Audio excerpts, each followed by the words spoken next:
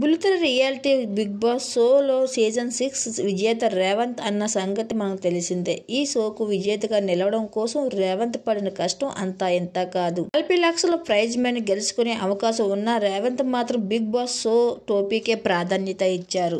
అయితే big boss show విజేతగా నిలిచిన తర్వాత ఎక్కువగా ఇంటర్వ్యూలు ఇవ్వని రేవంత్ తాజాగా ఒక ఇంటర్వ్యూలో మాట్లాడుతూ షాకింగ్ విషయాలు వెల్లడించగా ఆ విషయాలు వైరల్ అవుతున్నాయి బాగా. బిగ్ బాస్ హౌస్ లో సిహాన్ మొదట 40 లక్షల రూపాయల డబ్బులు తీసుకోవాలని అనుకోలేదని, అయితే ఆ తర్వాత సిహాన్ డబ్బుల విషయంలో తన నిర్ణయాన్ని మార్చుకున్నాడని రేవంత్ అన్నారు. డబ్బుకు ప్రాధాన్యత ఇచ్చి ఉంటే బిగ్ బాస్ షో విజేతగా నిలిచే అవకాశాన్ని కోల్పోయాడని రేవంత్ పేర్కొన్నారు.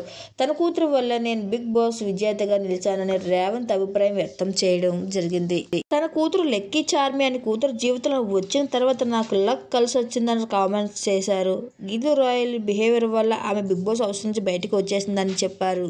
నేను బిగ్ బాస్ హౌస్లో ఉన్న సమయంలో బయట ఎలా ఉంటానో అదే విధంగా ఉన్నానని ఆయన చెప్పుకుంటూ వచ్చారు. బిగ్ బాస్ షోకు తనకి ఎంతో మంది మంచి స్నేహితులు ఇచ్చిందని తెలిపారు. ఆదిరెడ్డి జెన్యూన్ అని రేవంత్ పేర్కొన్నారు. రేవంత్ చెప్పిన విషయాలు సోషల్ మీడియా బాగా వైరల్ అవుతున్నాయి. బిగ్ బాస్ విజేతగా నిలిచిన రేవంత్ నాకు కొంచెం కూడా గర్వం లేదని, ఈ విషయంలో మాత్రం రేవంత్ గ్రేట్ అని కామెంట్స్ రూపంలో తెలియజేస్తున్నారు.